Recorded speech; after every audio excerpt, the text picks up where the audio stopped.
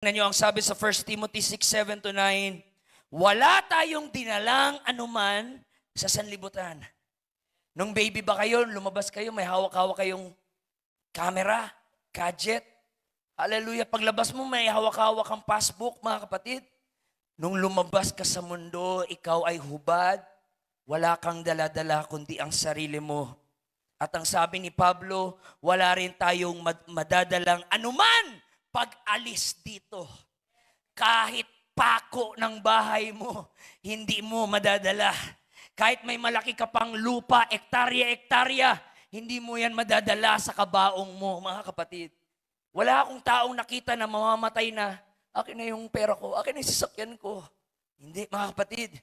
Lahat, pamilya nila ang hinahanap nila dahil yun ang pinaka-importante.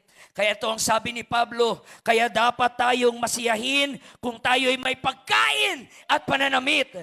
Ang totoo palang kayamanan, Pastor Gids, ay wala sa pera, sa bangko. Ang totoong kayamanan ay maging kontento kay Kristo, mga kapatid. Kontento na tayo na meron tayong nakakain. Kontento tayo na meron tayong nasusuot. Yun ang totoong kayamanan. Tingnan nyo ang sabi ni Pablo, dahil yung mga nagnanasang yumaman ay nahuhulog sa tukso at nasisilo sa bitag ng mga masasama at mga hangal na hangarin na nagtutulak sa kanila sa kamatayan at kapahamakan.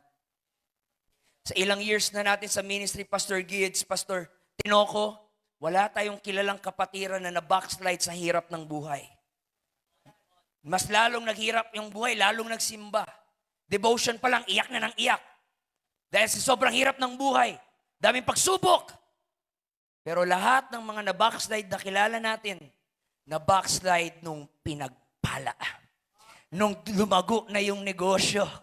Hallelujah. Nung dumami na yung ari-arian, nung nanganak na yung baboy niya, mga kapatid, nakalimot na sa ating Panginoon. Kaya ang sabi ng Biblia, huwag nyo sobrang hangarin ang kayamanan. Maraming nagkakasala dahil sa kayamanan. Dahil may pera sila, nakapambabae sila. Dahil may pera sila, gumagawa ng mga illegal na bagay. Dahil hindi nakokontento sa kayamanan nila. Your best life is not here in this earth. Your best life is not in the things of this world. Your best life is coming, and that is in Jesus Christ alone. Sino pa gustong yumaman? Hallelujah, nahiya na kayo, mga kapatid. Hallelujah. Now, hindi against si Lord sa kayamanan, pero kailangan nating maintindihan ang totoong kayamanan ay si Kristo. Ang totoong kagalakan ay si Kristo.